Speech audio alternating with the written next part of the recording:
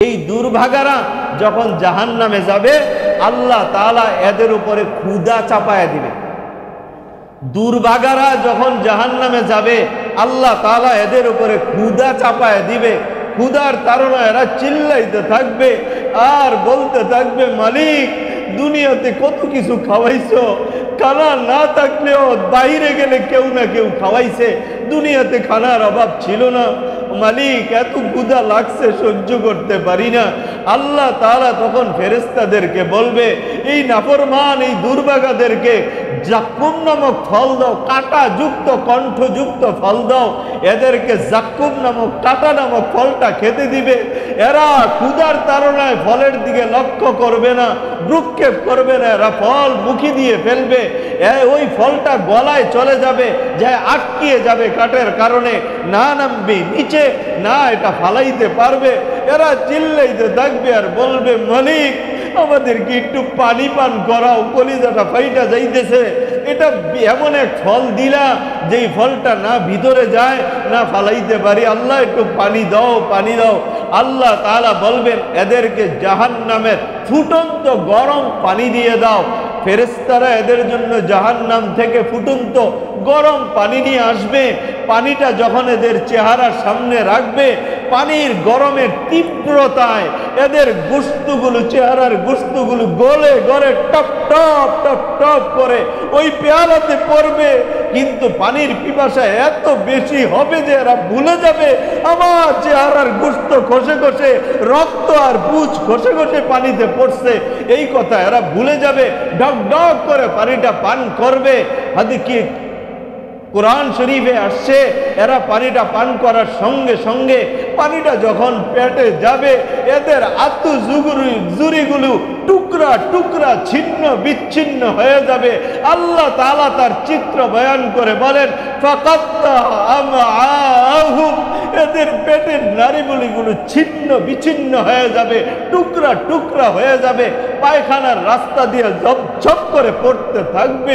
এরা তখন জাহান্নামে নিযুক্ত প্রহরীকে বলবে, প্রহরী আমরা আর সহ্য করতে পারি না, আমাদেরকে একটু জাহান্নাম থেকে বের করো। প্রহরী বলবে, তোমাদের কাছে কি জাহান্নাম থেকে ভয় প্রদর্শনকারী কেউ যায় না? কেউ কি জাহান্নাম সম্পর্কে ভয় দেখায় নাই?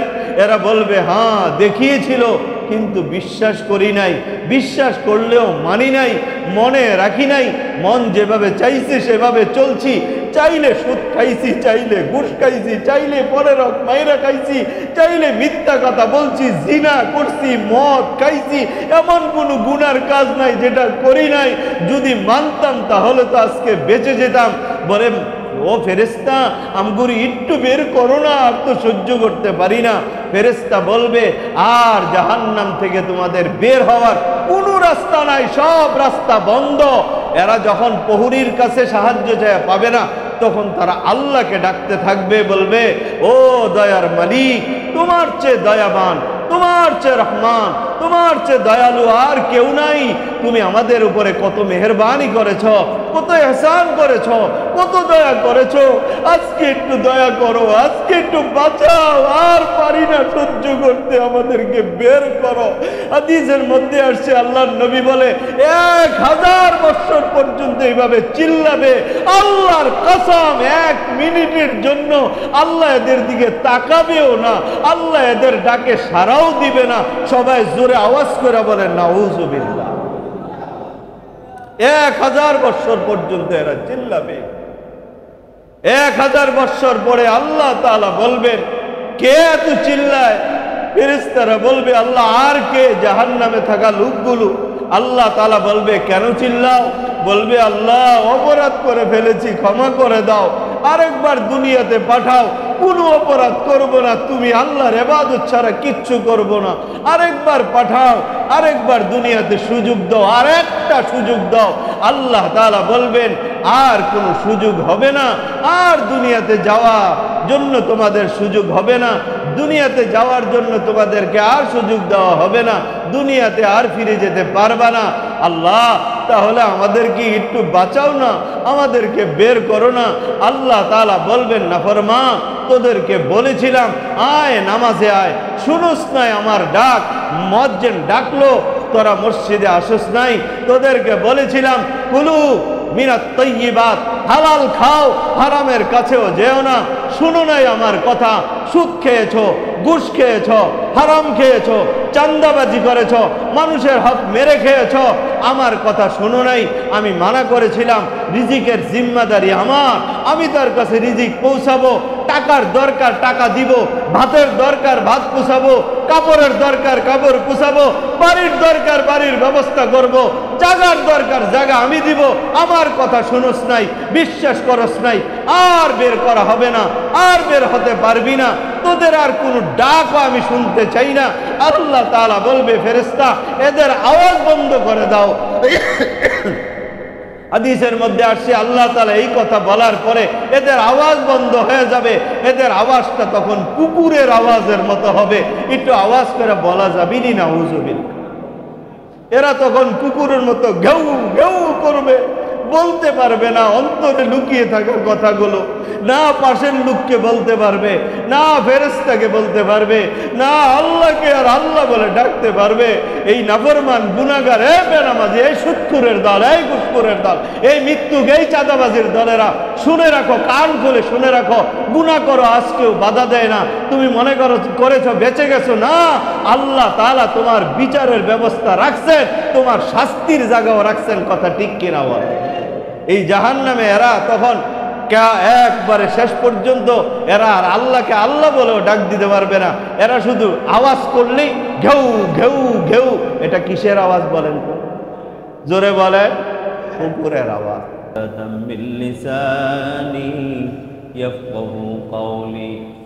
সুবহানাকা লা ইলমা লানা ইল্লা মা 'আল্লামতানা ইন্নাকা আনতাল আলিমুল হাকীম। আলহামদুলিল্লাহ, আল্লাহ পাকের শুকর, যিনি আমাদেরকে আজকের এই পবিত্র জুমার দিনে কেন্দ্রীয় মসজিদে আসার বসার কিছু বলার শোনার তৌফিক দান করেছেন। এই জন্য আমরা সকলেই একবার অন্তরের অন্তঃস্থল থেকে আওয়াজ ছেড়ে উচ্চ কণ্ঠে শুকরিয়া দান বলি, আলহামদুলিল্লাহ। আজকে আপনাদের সামনে আমি বয়ান করব এই দুনিয়াতে কারা সৌভাগ্যশীল আর কারা দুর্ভাগ্যশীল। আর এটা একেবারে সত্য কথা, যারা সৌভাগ্যশীল হবে এরা জান্নাতি, আর যারা দুর্ভাগ্যশীল হবে এরা জাহান্নামী। এখন আমি আর আপনি কি সৌভাগ্যশালীদের লিস্টিতে যাব না দুর্ভাগ্যশালীদের লিস্টিতে যাব, এটা আমার আর আপনার ইখতিয়ার। আল্লাহ তাআলা বলে, কুল্লু নাফসিম বিমা কাসাবাত রহিনা, কুল্লু নাফসিম বিমা কাসাবাত রহিনা। প্রত্যেক মানুষ তার কৃতকর্মের সাথে আবদ্ধ থাকবে, অর্থাৎ প্রত্যেক পাপীরা জাহান্নামে তাদের পাপের কারণে আবদ্ধ থাকবে, আটকিয়ে থাকবে। ইল্লা আসহাবুল ইয়ামিন, শুধু আটকিয়ে থাকবে না ডানপন্থীরা, অর্থাৎ যারা ডান হাতে আমলনামা পাবে এরা সেখানে আটকিয়ে থাকবে না, কারণ তারা হবে সৌভাগ্যশীল। আর যারা জাহান্নামে নিজেদের কৃতকর্মের কারণে আটকিয়ে যাবে এরা হবে দুর্ভাগ্যশীল। ডানপন্থীরা থাকবে কোথায়? আল্লাহ তাআলা বলেন ফি জান্নাতিন, এরা থাকবে জান্নাতে। সুবহানাল্লাহ। ডানপন্থীরা থাকবে জান্নাতে, কি করবে? আল্লাহ বলেন ইয়াতাসাআলুনা আনিল মুজরিমিন, এরা পরস্পরকে জিজ্ঞেস করবে গুনাহগারদের সম্পর্কে। কি জিজ্ঞেস করবে? মা সালাকাকুম ফি সাকার, এরা বলবে এই জাহান্নামের মাঝে একটা জাহান্নাম সাকার নামক একটা জাহান্নাম বড় ভয়ঙ্কর, বড় কঠিন আযাব। এই সাকার নামক জাহান্নামে এদেরকে কোন বদআমলে, কোন গুনাহে এদেরকে নিক্ষেপ করলো? জান্নাতীরা পরস্পরকে জিজ্ঞেস করবে, এই সাকার নামক জাহান্নামে কোন গুনাহ এদেরকে ফালাইলো, কোন গুনার কারণে এরা সাকার নামক জাহান্নামে নিক্ষিপ্ত হইল? এটা তো বড় ভয়ঙ্কর এক জাহান্নাম। এখন এই প্রশ্নের জবাব যারা জাহান্নামে আছে, যারা জাহান্নামে পইরা গেছে, এরাই উত্তর দিবে। কি উত্তর দিবে? ক্বালু লাম নাকু মিনাল মুসাল্লিন। এরা বলবে আমরা মুসল্লিদের অন্তর্ভুক্ত ছিলাম না, আমরা মুসল্লি ছিলাম না, নামাজি ছিলাম না। হয় জুমার দিন জুমার নামাজ পড়তে গেছি, আর না হয় ঈদের দিন শুধু 2 ঈদের নামাজ পড়ছি, আর না হয় মাঝে মাঝে কখনো কখনো নামাজ পড়ছি। আমরা নিয়মিত নামাজি ছিলাম না, তাই আমরা মুসল্লিদের অন্তর্ভুক্ত ছিলাম না, যার কারণে আমরা জাহান্নামে। তাহলে এই কথাটাই স্পষ্ট হয়ে গেল, যারা নামাজ পড়ে না এরা জাহান্নামে। কথা ঠিক কিনা? কোরআনের আয়াত থেকে এই কথাটা স্পষ্ট হয়ে গেল যে নামাজ পড়ে না, চাই সে মুসলমান হোক, তার মা বাবা মুসলমান হোক, দাদা দাদি নানা নানি মুসলমান হোক, 14 গোষ্ঠী মুসলমান হোক, সে যদি মুসল্লি না হয়, নিয়মিত নামাজই না হয়, ফজর পড়ে না, জোহর আসর মাগরিব এশা পড়ে, অথবা 2 ওয়াক্ত পড়ে আর বাকি ওয়াক্ত পড়ে না, 4 ওয়াক্ত পড়ে 1 ওয়াক্ত পড়ে না, 3 ওয়াক্ত পড়ে 2 ওয়াক্ত পড়ে না, এরাও মুসল্লি না। তো বলে এই সমস্ত যারা মুসল্লি না, নিয়মিত নামাজ পড়ে না, এরা জাহান্নামী। এরা কোথায়? কথা কয় না। এরা কে? আপনার পোলা আসেনি ঘরে, যেটা 5 ওয়াক্ত নামাজ পড়ে না, আছে না? অথচ আপনি নামাজ পড়ে না, আপনার ছেলে নামাজ পড়ে না, আপনার মেয়ে নামাজ পড়ে না, অনেকের বিবিরাও নামাজ পড়ে না। এরা জাহান্নামী, এদেরকে নিয়ে সংসার করে। জাহান্নামীরা দ্বিতীয় কারণ বয়ান করবে, ওয়ালাম নাকু নুতঈমুল মিসকিন। আর আমরা ক্ষুধার্ত মানুষকে কখনো আহার করাই নাই, খানা খাওয়াই নাই। লাম নাকু নুতঈমুল মিসকিন, মিসকিনদেরকে, ক্ষুধার্তকে আমরা কখনো খানা খাওয়াইতাম না, বখিলামি করতাম, যার কারণে আমরা এই জাহান্নামের মধ্যে আসছি। 2 নম্বর কারণ বয়ান করে 3 নম্বর কারণ বয়ান করে, ওয়া কুন্না নাকুযু মাআল খাইদিন। আমরা ঝগড়াটি ছিলাম, আমরা শরীয়তের বিষয় নিয়ে, কোরআন হাদিস নিয়ে, বিভিন্ন বিষয় নিয়ে ঝগড়া করতাম। মাআল খাইদিন, ঝগড়াটিদের সাথে। তাই যারা ঝগড়া করে তাদের সাথে ঝগড়া না করা। আল্লাহ তাআলা কোরআনের এক আয়াতে বলছে, তোমরা বলবা সালাম, তোমরা পাশ কাইটা সেখান থেকে চলে যাবা। ঝগড়াঝাটি এটা আল্লাহর কাছে বড় নিকৃষ্ট জিনিস। তারা 4 নম্বর কারণ বয়ান করবে জাহান্নামে কেন আসলো। মনে করেন যারা জাহান্নামে গেছে এরা তো জানে কোন কারণে গেছে, ঠিক না? 4 নম্বর কারণ বয়ান করে, ওয়া কুন্না নুকাযযিবু বিয়াউমিদ্দিন। আমরা কিয়ামতের দিবসকে বিশ্বাস করতাম না, অস্বীকার করতাম। এই 4টা কারণ বয়ান করার পরে তারা বলবে, হাত্তা আতানাল ইয়াকিন। এইভাবে চলতে চলতে আমাদের মৃত্যু এসে গেল, না পাইলাম তওবার সুযোগ, না পাইলাম আবার পিছনে ফিরে যাওয়ার সুযোগ। মৃত্যু এসে ধরলো, থাবা দিয়া নিয়ে গেল, মা কাঁদলো, বাবা কাঁদলো, সন্তানের সবাই কাঁদলো, কিন্তু আমাকে কেউ রাখতে পারলো না। আপনারা শুনেছেন ওমান প্রবাসী ওমান থেকে আসছে, তার পরিবারের সবাই তাকে আগায় নিয়ে আসতে গেছে নোয়াখালী মাইজদির ওইদিকে। বাড়ির কাছাকাছি যাওয়ার পরে মাইক্রোবাসটা ড্রাইভার হয়তো ঘুমন্ত অবস্থায় চালাইতে চালাইতে নিয়ে পানিতে ফেলায়। তো সেই জায়গায় একই পরিবারের এট এ টাইম 7 জন লোক মারা গেছে। এক পরিবারের 7 জন লোক মারা গেছে। ওমান থেকে যে আসছে সে বেঁচে গেছে, কোন রকম বেরিয়েছে। ড্রাইভারকে নাকি বহুবার বলছে দরজার লকগুলো খুলে দাও, এরা বের হতে পারবে না। ড্রাইভার লক খোলে নাই। তার স্ত্রীকে বাজানোর সুযোগ ছিল, স্ত্রীকে বারবার বলছে তুমি বের হয়ে আসো, কিন্তু বাচ্চাটা ছিল তার নানির কোলে, অর্থাৎ তার শাশুড়ির কোলে। মা বলে আমার বাচ্চা দাও, বাচ্চা ছাড়া আমি বের হব না। শেষ পর্যন্ত এই বাচ্চা কেউ পায় নাই, এই জন্য মা বের হইতে পারে নাই। মাও মারা গেছে, ছোট্ট বাচ্চাটাও মারা গেছে। এতটুকু একটা কুলের বাচ্চা গাড়ি থেকে যখন বের করে আমরা এই চিত্রটা দেখেছি। সহ্য করার মতো না।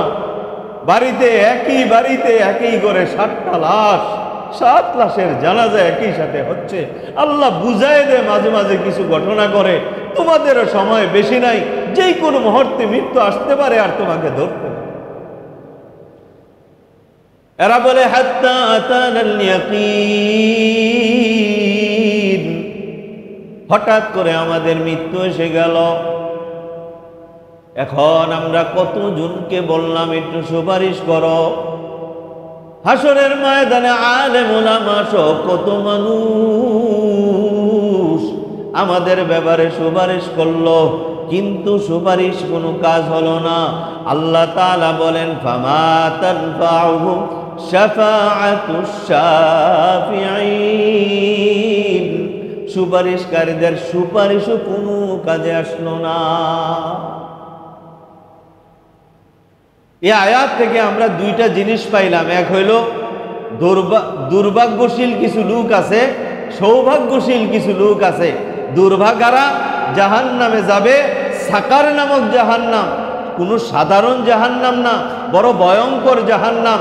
দুর্ভাগারা সাকার নামক জাহান্নামে যাবে, আর সৌভাগ্যশালীরা আল্লাহ তাআলার জান্নাতে যাবে। জোরে কোন সুবহান।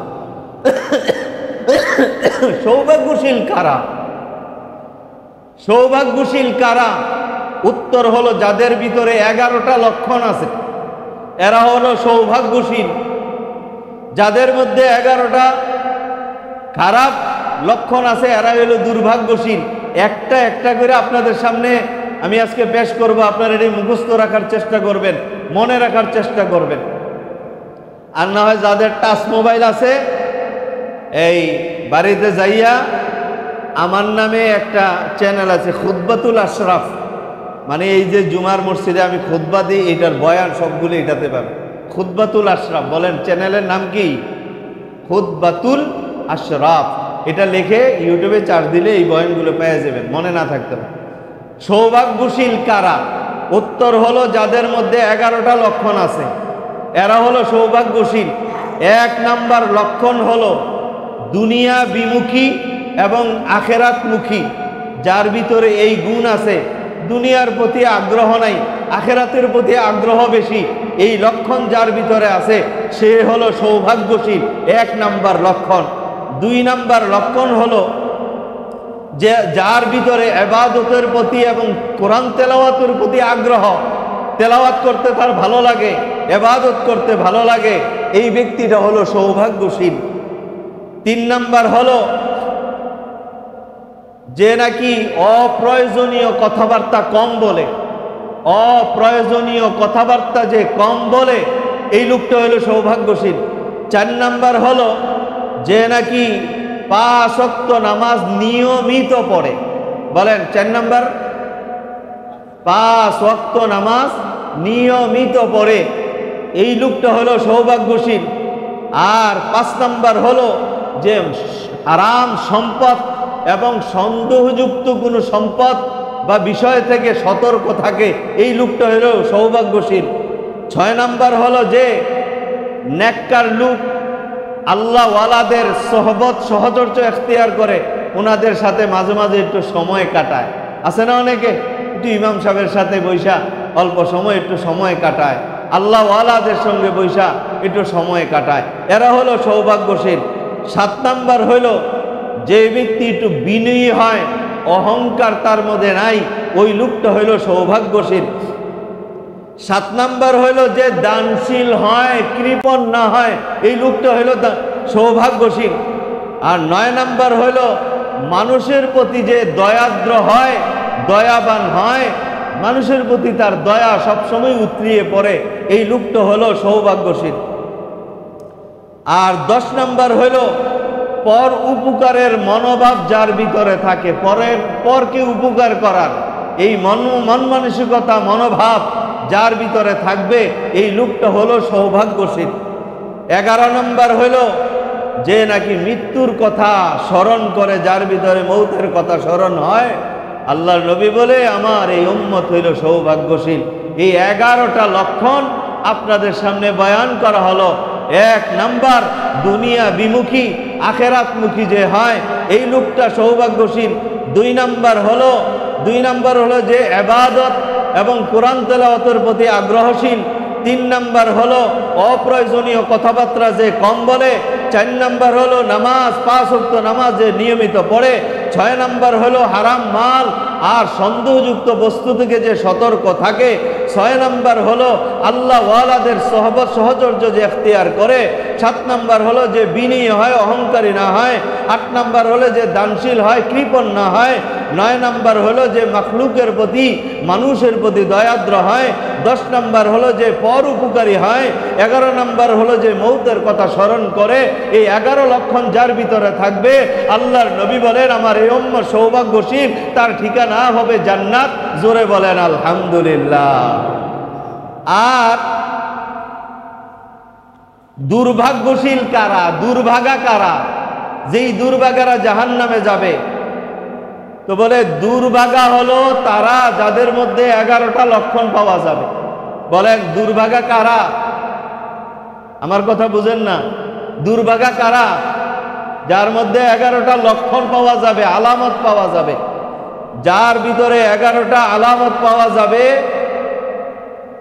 এই লোকগুলো হলো দুর্ভাগা। 1 নাম্বার ধন সম্পদ সঞ্চয় করতে বড় আগ্রহী, দান করতে আগ্রহী না, দান করে না, যাকাত দেয় না, সদকা ফিতর আদায় করে না, শুধু ধন সম্পদ সঞ্চয় করে, এ হইল দুর্ভাগা।